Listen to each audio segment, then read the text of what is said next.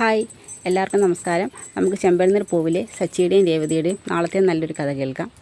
അങ്ങനെ ശ്രുതി പറഞ്ഞതെല്ലാം കള്ളത്തരമാണെന്നും ശ്രുതിക്ക് മലേഷ്യയിലുള്ളൊരു ഇളയച്ചനില്ലെന്നും ശ്രുതിയുടെ അച്ഛൻ മരിച്ചു പോയെന്ന് പറഞ്ഞതും എല്ലാം കള്ളത്തരമാണെന്നുള്ള സത്യം വീട്ടിലെല്ലാവരും മനസ്സിലാക്കുന്നു. ഇതെല്ലാം മനസ്സിലാക്കുന്ന രവീന്ദ്രൻ ശ്രുതിയെ ചോദ്യം ചെയ്യുകയാണ്. നീ എന്തിനാണ് ഇങ്ങനെ ഒരു കള്ളം ഞങ്ങളോട് പറഞ്ഞത്? നീ ആദ്യം ഒരു കള്ളം പറഞ്ഞു. നീലിമ തിരിച്ചു കൊടുത്ത 50 ലക്ഷം രൂപ തിരിച്ചു കൊടുത്ത കാര്യം നീയും ശ്രുതിയും ചേർന്ന് ഞങ്ങളിൽ നിന്ന് മറച്ചു വെച്ചു.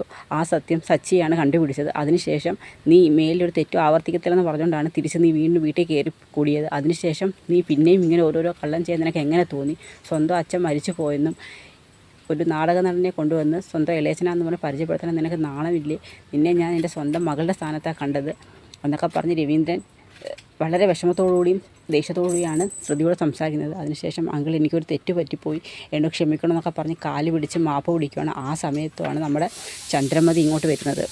വന്നിട്ട് ശ്രുതിയുടെ മുടിയിൽ പിടിച്ചിട്ട് ചോദിക്കും, നീ ഒരു തെറ്റാണ് ചെയ്തത്. നീ മുമ്പ് ഒരു തെറ്റ് ചെയ്തപ്പോൾ നിന്നോട് ക്ഷമിച്ചാണ് ഞങ്ങൾ ചെയ്ത ഏറ്റവും വലിയ തെറ്റ്. നിനക്ക് എങ്ങനെ തോന്നിയിട്ട് ഇത്രയും വലിയൊരു കള്ളം ഞങ്ങളോട് പറയാൻ? എവിടെയോ കിടന്ന ഒരു ഇറച്ചിക്കാരനെ വിളിച്ചുകൊണ്ട് വന്നിട്ട് സ്വന്തം ഇളയച്ചനാന്ന് പറഞ്ഞ് ഞങ്ങളെക്കൊണ്ട് അയാളെ സ്വീകരിപ്പിക്കാൻ ചെയ്ത് നിനക്ക് നാണമില്ലേടി? ഞങ്ങളെല്ലാം നീ വെറും വിഡ്ഢിയാക്കില്ലേടി? നീ എന്തിനാണ് ഇങ്ങനെ ദ്രോഹം എൻ്റെ മോനോട് ചെയ്തത് എന്നൊക്കെ പറഞ്ഞുകൊണ്ടങ്ങ് ശ്രുതി എടുത്തിട്ട് അങ്ങ് അടിക്കുകയാണ്. അപ്പോഴത്തേക്ക് പറയാം, അയ്യോ ആൻറ്റി എന്നോട് ക്ഷമിക്കണേ എന്ന് പറയും. അപ്പോഴത്തേക്ക് പറയും, ശ്രുതി ഇങ്ങനെ നോക്കുന്നുണ്ട്. ശ്രുതി എന്ന് വിളിക്കും. ഉടനെ ശ്രുതിയുടെ തലമുടി വിട്ടിട്ട് ചോദിക്കും, ശ്രുതി നിനക്ക് ഇതെന്തെങ്കിലും അറിയാമെന്ന് നോക്കി. അയ്യോ അമ്മ, എനിക്കൊന്നും അറിയത്തില്ല. ഇവള് മലേഷ്യയിലാണ് ജനിച്ചു വളർന്നതെന്നും ഇവളുടെ അച്ഛൻ മലേഷ്യയിലെ കോടീശ്വരനാണെന്ന് മാത്രമേ എൻ്റെ അടുത്ത് പറഞ്ഞിട്ടുള്ളൂ പറയും. ഇത് പറഞ്ഞിട്ടാണ് പിന്നെയും ചന്ദ്രമതി എടുത്തങ്ങ് അടിക്കുകയൊക്കെ ചെയ്യുന്നുണ്ട്. ആൻറ്റി എനിക്ക് പറയാനുള്ളതും കേൾക്കാൻ ആൻറ്റി എന്നൊക്കെ പറയും. ആ സമയത്ത് രേവതിയും രവീന്ദ്രനൊക്കെ പറയുന്നുണ്ട്, നീ അവൾക്ക് പറയാനുള്ളത് എന്താണെന്ന് വെച്ചാൽ കേക്ക് ചന്ദ്രി, വേണ്ട രവിയേട്ടാ നീ ഒന്നും പറയണ്ടെന്ന് പറയും. അപ്പോഴും രേവതിയും പറയും, അമ്മേ ശ്രുതിക്ക് പറയാൻ എന്താ ഉള്ളതെന്ന് വെച്ചാൽ കേക്ക്, വേണ്ട നീ കൂടെ സംസാരിക്കണം, നിനക്ക് ഇവളുടെ കൂടെ പുറത്ത് പോകണോ, കയറി പൊടി അകത്തെന്ന് പറഞ്ഞുകൊണ്ട് രേവതിയും പേടിപ്പിക്കുകയാണ്. അതിനുശേഷം മുടിക്ക് കുത്തിപ്പിടിച്ച് പുറത്തോട്ട് കൊണ്ട് വലിച്ചു തള്ളുകയാണ്. അതിനുശേഷം ഗേറ്റും അടയ്ക്കുന്നുണ്ട്. അങ്ങനെയാണ് ശ്രുതി നേരെ മീരയുടെ വീട്ടിലോട്ട് വരുന്നത്. മീരയുടെ വീട്ടിൽ വെച്ച് ശ്രുതിയുടെ വരവെല്ലാം കാണുന്ന മീര ചോദിക്കും, നീ എന്താ ശ്രുതി ഇങ്ങനെ വന്നത്? ഇന്ന് നിനക്ക് എവിടെ ഒരു കല്യാണം ഉണ്ടായിരുന്നു, കല്യാണത്തിനൊക്കെ പോയിട്ട് വന്നിട്ട് പായസമൊക്കെ വെച്ചെന്നൊക്കെ പറഞ്ഞു, നീ എന്നെ വിളിച്ചതല്ലേ ഉള്ളൂ, നിനക്ക് എന്ത് പറ്റി എന്നൊക്കെ പറയും. എന്താ നിൻ്റെ മുടിയൊക്കെ ഇങ്ങനെ കിടക്കുന്നതൊക്കെ പറഞ്ഞുകൊണ്ട് മുടിക്ക് ചീപ്പൊക്കെ എടുത്തുകൊണ്ട് കൊടുക്കുകയാണ്, മുടിയൊക്കെ നല്ലോണം കെട്ടാനായിട്ട്. അങ്ങനെ ചീപ്പെല്ലാം മീര കൊടുക്കുമ്പോഴത്തേക്ക് ശ്രുതി അത് വലിച്ചെറിയുകയാണ്. ഉടനെ ചോദിക്കും, നിനക്ക് എന്ത് പറ്റിയെന്ന് പറയും. എല്ലാം കഴിഞ്ഞിട്ട് എൻ്റെ ജീവിതം തന്നെ നശിച്ചെന്ന് പറയും. നീ എന്താ, നിനക്ക് എന്ത് പറ്റിയെന്നൊക്കെ ചോദിക്കും. എല്ലാ സത്യവും ശ്രുതിയുടെ അമ്മ മനസ്സിലാക്കിയിടീന്ന് പറയും. എന്ന് വെച്ചാൽ എൻ്റെ അച്ഛൻ മലേഷ്യക്കാരനല്ലെന്നും ബീരാൻ എൻ്റെ ഇളയച്ചനല്ലെന്നുള്ള സത്യമൊക്കെയാണ് മനസ്സിലാക്കുന്നത്. അതിന് ബീരാൻ എങ്ങനെ? അത് സച്ചി അവരെ കൂട്ടിക്കൊണ്ട് വന്നതെന്ന് പറയും. ഇന്ന് ഞാനൊരു കല്യാണത്തിന് പോയെന്ന് പറഞ്ഞില്ലേ, അത് അങ്കിളിൻ്റെ ഏറ്റവും അടുത്ത സുഹൃത്തിൻ്റെ മകളുടെ കല്യാണമായിരുന്നു. ആ മാളവിക വിവാഹം ചെയ്യാൻ പോകുന്ന ഫെബിൻ്റെ അമ്മാവനായിരുന്നു ബീരാനെന്ന് പറയും. ബീരാനോ? നീ ഒരു നിമിഷം അവിടെ നിൽക്കാൻ പറയും. അങ്ങനെ അകത്ത് മീരയ്ക്ക് ബീരാൻ കൊണ്ട് കൊടുത്ത ഒരു ഇൻവിറ്റേഷൻ ലെറ്റർ എടുക്കുകയാണ്. പക്ഷേ ഈ കല്യാണത്തിനാണോ നീ പോയതെന്ന് പറയും. ഉടനെ പറയും, അതെ ഇത് നിനക്ക് എവിടെ നിന്ന് കിട്ടി? ഇത് ബീരാൻ കൊണ്ടു തന്ന കത്താന്ന് പറയും. ബീരാനോ? അതെ, അയാളുടെ പെങ്ങളുടെ മകൻ്റെ കല്യാണമാണ്, നീയും ശ്രുതിയും ഈ വരണമെന്ന് പറഞ്ഞിട്ട് എനിക്ക് ഇൻവിറ്റേഷൻ കാർഡ് തന്നു. നമുക്ക് വലിയ അടുപ്പമൊന്നും ഇല്ലല്ലോ അയാളുമായിട്ട്, അതുകൊണ്ട് തന്നെ ഞാൻ ഈ കല്യാണത്തിന് പോകണ്ടെന്ന് വെച്ചു. അപ്പോഴത്തേക്ക് ശ്രുതി അങ്ങ് തിരിയാണ്, എടി നീ ഈ കാര്യം അറിഞ്ഞിട്ട് എന്നോട് എന്താടി പറയാതിരുന്നത്? എങ്കിൽ പിന്നെ ഞാൻ ആ കല്യാണത്തിന് വരുവാന്ന് നോക്കും. എടി നീ അതിനാ കല്യാണത്തിന് പോകുന്ന കാര്യം ഞാൻ അറിയുന്നോ? നിൻ്റെ അങ്ങളിലെ ഏറ്റവും അടുത്ത ഫ്രണ്ടിൻ്റെ മകളുടെ കല്യാണം എന്നല്ലേ എൻ്റെ അടുത്ത് പറഞ്ഞിട്ടുള്ളൂ. ബീരാനാണ് ആ പെൺകുട്ടിയെ കെട്ടാൻ പോകുന്ന പയ്യൻ്റെ അമ്മാണെന്നുള്ള കാര്യം എനിക്കറിയത്തില്ലായിരുന്നല്ലോ എന്നൊക്കെ പറയും. എന്തായാലും എല്ലാം കഴിഞ്ഞു, എൻ്റെ ജീവിതം തന്നെ നശിച്ചു എന്നൊക്കെ പറഞ്ഞ് കിടന്ന് കരയാണ്. അയാളെ കൂട്ടിക്കൊണ്ട് വന്നതെന്ന് ചോദിക്കും. അയാൾ നേരിട്ട് വന്നാണോ സത്യമെല്ലാം പറഞ്ഞത്? അല്ല, ആ കല്യാണത്തിന് മുൻകൈ എടുത്തുന്ന സച്ചിൻ രേവതിയാണ്. എല്ലാവരും ഇങ്ങ് തിരിച്ചു പോയെന്ന് കരുതി ഞാൻ ആ ബീരാൻ്റെ അടുത്ത് പറഞ്ഞായിരുന്നു അവിടെ പോയി നിൽക്കാൻ. അയാൾ അവിടെ ചെന്ന സമയത്ത് സച്ചിൻ രേവതിയും അയാളെ നേരിട്ട് കണ്ടു. എല്ലാ സത്യവും അയാളെ കൊണ്ട് തന്നെ സച്ചി പറയും. സച്ചിയുടെ കയ്യിൽ അയാളെ കിട്ടിയാലുള്ള അവസ്ഥ അറിയാമല്ലോ. വീട്ടിൽ കൊണ്ടു ചെന്ന് എല്ലാവരുടെയും മുമ്പിൽ വെച്ച് എല്ലാ സത്യങ്ങളും പറഞ്ഞു. അയാൾ എൻ്റെ ഇളയച്ചനല്ലെന്നും ഞാൻ മലേഷ്യ കോടീശ്വരി അല്ലെന്നും ഒക്കെ പറഞ്ഞു. ഇതെല്ലാം കേട്ട്, ആൻറ്റി ഇതുവരെ കാണാത്ത രൂപമാണ് ഞാൻ കണ്ടതെന്നൊക്കെ പറയും. എൻ്റെ മുടിക്ക് കുത്തിപ്പിടിച്ച് എന്നെ ഗേറ്റിന് പുറത്തോട്ട് വലിച്ചെറിഞ്ഞെന്ന് പറയും. അങ്ങനെ പറയും, ഇതാണ് ശ്രുതി ഞാൻ പറഞ്ഞത്, എന്ത് കള്ളത്തരം ചെയ്താലും ഒരിക്കൽ നീ പിടിക്കപ്പെടും. നീ ഇത്രയും കാലം ആ വീട്ടുകാരെ വിഡ്ഢികളാക്കി, എന്നും അത് പറ്റുമോ? നിൻ്റെ ഭാഗത്ത് തന്നെ തെറ്റ്. അന്നേ ഞാൻ പറഞ്ഞ സത്യങ്ങളെല്ലാം തുറന്നു പറയും. മീരെ എനിക്ക് ഒന്നാമത് ദേഷ്യം പിടിച്ചിരിക്കുക, അതിൻ്റെ കൂടെ പിന്നെ നീ വെറുതെ എന്നെ ദേഷ്യം പിടിപ്പിക്കാൻ സംസാരിക്കല്ലേ. ശ്രുതി, ഞാൻ സത്യമാണ് പറഞ്ഞത്. സത്യം എന്തായാലും അവർ അറിഞ്ഞില്ലേ, ഇനി നീ ഒരു വിവാഹം കഴിച്ചതും നിനക്ക് അതിൽ കുഞ്ഞും കൂടി ഉണ്ടെന്ന് അവർ അറിഞ്ഞു കഴിഞ്ഞാൽ ആ ചെല്ലടി ഇനി ചെന്ന് നീ അതുകൂടി പറഞ്ഞു കൊടുക്കാൻ പറയാം.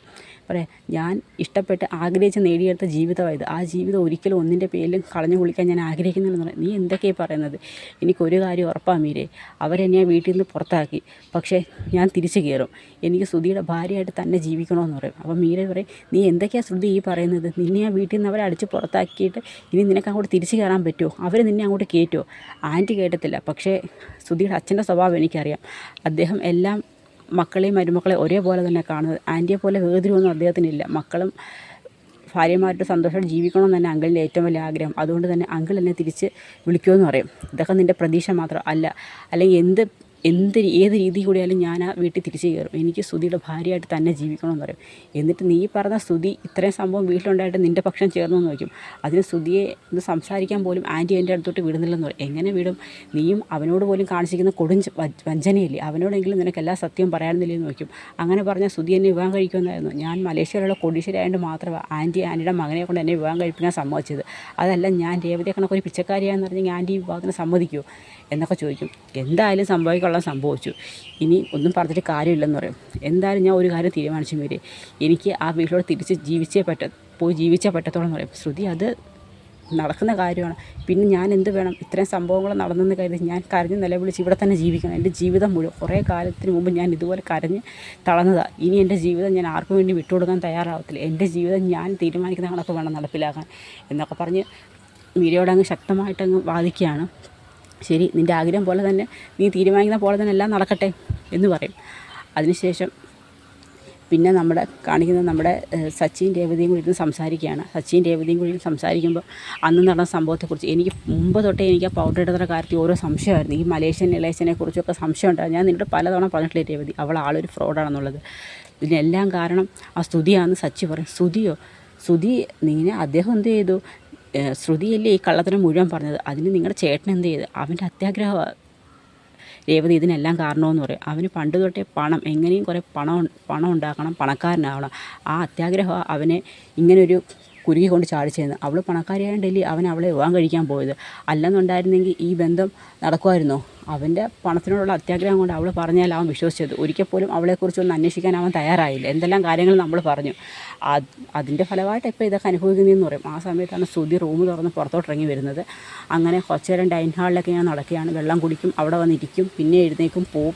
ഇവനെന്തേ കാണിക്കുന്നത് എന്ന് പറയും. ആ സമയത്ത് രവീന്ദ്രന് ഉറക്കമില്ല. രവി അങ്ങ് ഹോളിലോട്ട് വരികയാണ്. ആ സമയത്ത് സച്ചിൻ രേവതിയും എഴുന്നേക്കും. അല്ല, നീ എന്താ ശ്രുതി ഉറങ്ങുന്നില്ലേ എന്ന് നോക്കും. ഉറക്കം വരുന്നില്ല അച്ഛാ. എടാ, സംഭവിക്കാനുള്ളതെല്ലാം സംഭവിച്ചു. നീ നിൻ്റെ അമ്മ പറയുന്നത് കേൾക്കണം, വേണ്ടെന്നല്ല. പക്ഷേ നീ ഇപ്പോഴത്തെ സാഹചര്യത്തിൽ നീ ശ്രുതിയെ കാണണം. അവൾ എന്തുകൊണ്ടാണ് ഇങ്ങനെ ഒരു തെറ്റ് ചെയ്തതെന്ന് നമുക്കറിയത്തില്ല. അവൾ പലതവണ എന്തോ പറയാൻ ശ്രമിച്ചിട്ടുണ്ട്. പക്ഷേ ഒരു കാരണവശാലും നിൻ്റെ അമ്മ അത് പറയാൻ അനുവദിച്ചിട്ടില്ല. അപ്പോഴത്തേക്ക് സച്ചിൻ പറയും, അത് ശരി, അവൾക്ക് പറയാനുള്ളത് എന്താണെന്ന് വെച്ചാൽ അവൾ പറയട്ടെ, അതിനുശേഷം ബാക്കി തീരുമാനിക്കാം. അതുകൊണ്ട് നീ അവിടെ ചെല്ലണം. അവൾ മീരയുടെ വീട്ടിൽ കാണും, നീ അവളെ പോയി കാണണം, സംസാരിക്കണം എന്ന് പറയും. ഇല്ല അച്ഛാ, ഞാൻ പോത്തില്ലെന്ന് പറയും. അമ്മ പറയുന്നത് ഞാൻ കേൾക്കത്തുള്ളൂ. അമ്മയെ പറഞ്ഞാൽ അവളെ കാണരുത്, സംസാരിക്കരുതെന്ന്. അതുകൊണ്ട് തന്നെ ഞാൻ പോത്തില്ലെന്ന് പറയും. അവൾ എന്നോടല്ലേ ഇങ്ങനൊരു ചതി ചെയ്തത്. അവൾ മലേഷ്യയിലുള്ള കോടീശ്വരിയാണെന്നല്ലേ എൻ്റെ അടുത്ത് പറഞ്ഞു. എന്നിട്ട് അവൾ ഒരു കോടീശ്വരി അല്ലെന്നുള്ള കാര്യം ഞാൻ ഇപ്പോഴല്ലേ അറിയുന്നതെന്നൊക്കെ പറയും. അവൾ കോടീശ്വരി അല്ലെന്നുള്ളതാണ് ഇവൻ്റെ ഏറ്റവും വലിയ സങ്കടം. സച്ചിൻ, നീ വെറുതെ സംസാരിക്കുന്നത് എൻ്റെ കുടുംബ വിഷയമാണെന്ന് പറയും. ഉടനെ രവീന്ദ്രൻ പറയും, എടാ, നമ്മളൊരു കുടുംബത്തെ ഒരുമിച്ച് താമസിക്കുന്നവരാണ്.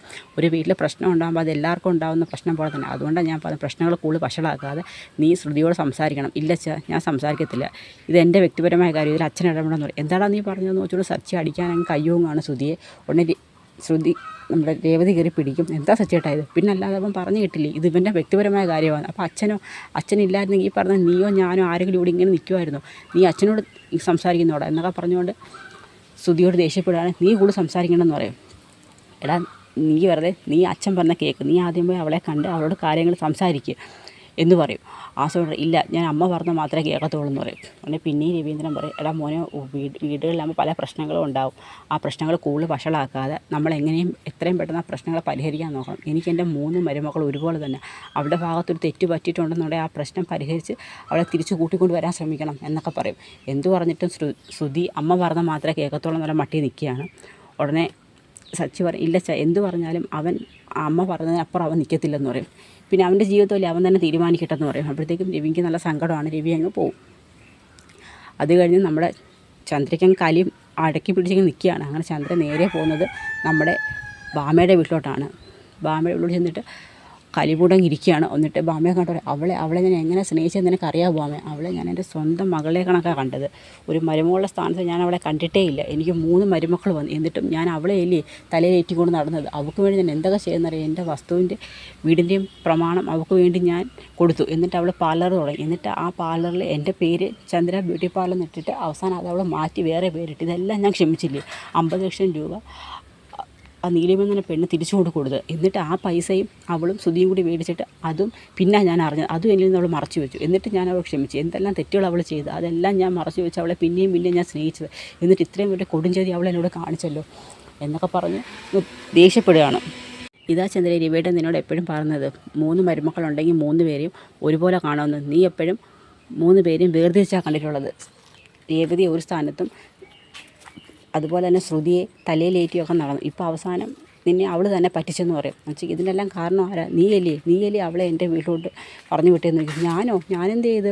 അവളിവിടെ എനിക്ക് മസാജ് ചെയ്യാൻ വേണ്ടി അവൾ വന്നത്. ആ സമയത്ത് നീ ഇവിടെ വന്നു, അവളെ കണ്ടു, ഇഷ്ടപ്പെട്ടു. നിനക്ക് പണത്തിനുള്ള അത്യാഗ്രഹം കാരണം അവളത് മനസ്സിലാക്കിയിട്ടാണ് അവൾ മലേഷ്യയിലുള്ള കോടീശ്വരി എന്നുള്ള കാര്യം പറഞ്ഞത്. അപ്പം ഞാനാണോ അവളെ എൻ്റെ വീട്ടിലോട്ട് കൂട്ടിക്കൊണ്ട് പോയത്? പിന്നെ അല്ലാതെ നിനക്ക് അവളെ ഇഷ്ടപ്പെട്ടു, നീ നിൻ്റെ മകന് വേണ്ടി വിവാഹം ആലോചിച്ചു, നീ അവളെ മകന് വേണ്ടി വിവാഹം ആലോചിച്ച് കൂട്ടിക്കൊണ്ടുപോയി. അതിന് ഞാനെന്ത് തെറ്റ് ചെയ്തു? നിൻ്റെ പണത്തിനോടുള്ള അത്യാഗ്രഹം കൊണ്ട് തന്നെ എങ്ങനെ സംഭവിച്ചതെന്ന് പറയും. അതിപ്പോൾ എല്ലാ തെറ്റും എൻ്റെ കയ്യിലിരിക്കട്ടെ, ഞാനാണല്ലോ എല്ലാത്തിനും കാരണക്കാരി. എൻ്റെ ചന്ദ്രയെ ഞാൻ അങ്ങനെ ഉദ്ദേശിച്ച് പറഞ്ഞല്ല. നിനക്ക് ഞാനിവിടെ നിൽക്കുന്നതിനകത്ത് എന്തെങ്കിലും ബുദ്ധിമുട്ടുണ്ടെങ്കിൽ ഞാനങ്ങ് പൊയ്ക്കോളാം എന്ന് പറയും. ഞാൻ അങ്ങനെ ഉദ്ദേശിച്ചാണ് പറഞ്ഞത്. ഇനി നിൻ്റെ ഭാഗത്ത് തെറ്റ് മനസ്സിലാക്കാൻ വേണ്ടി മാത്രമാണ് ഞാൻ പറഞ്ഞത്. എന്തായാലും സംഭവിക്കാനുള്ളതെല്ലാം സംഭവിച്ചു. ഇനി ഒന്നും പറഞ്ഞിട്ടും കാര്യമില്ല. അതുകൊണ്ട് തന്നെ ഇനി എന്താണ് അടുത്ത സ്റ്റെപ്പെന്ന് മാത്രം ആലോചിച്ചാൽ മതി. ഇനി എന്താ ആലോചിക്കാൻ? ഇനി അവളെ എൻ്റെ വീട്ടിലോട്ടോ എൻ്റെ മകൻ്റെ ജീവിതത്തിലൂടെ ഞാൻ ഒരു കാരണവശാലും കൂട്ടിക്കൊണ്ട് വരത്തില്ലെന്ന് പറയും. അവൾ ഒരിക്കലും ഇനി ചന്ദ്രോദയത്തിൻ്റെ പടി കയറാമെന്ന് പ്രതീക്ഷിക്കേണ്ടെന്ന് പറയും. എന്തൊക്കെ പറഞ്ഞാലും അവൾ നിൻ്റെ മൂത്ത മകൻ്റെ ഭാര്യയില്ലേ? ആ ഒരു സ്ഥാനം ഒരിക്കലും അവൾക്കില്ലാതാവുമെന്ന് വയ്ക്കും. മൂത്ത മകൻ്റെ സ്ഥാനം, ആ സ്ഥാനം അങ്ങനെ ഒഴിപ്പിക്കണമെന്ന് എനിക്കറിയാം. ഇനി ഒരു കാരണവശാലും അവൾ ചന്ദ്രമകൻ്റെ മരുമകളായിരിക്കത്തില്ല എന്നൊക്കെ പറഞ്ഞ് ഭാമയോട് അങ്ങ് ദേഷ്യപ്പെടുകയാണ്. അപ്പോൾ അവിടം വരെയാണ് നമ്മുടെ നാളത്തെ കഥ അവസാനിക്കുന്നത്. ഇതിൻ്റെ ബാക്കി കഥയുമായി നാളെ കാണാം. എല്ലാവർക്കും വീഡിയോ ഇഷ്ടമായ ഒന്ന് സപ്പോർട്ട് ചെയ്യണേ.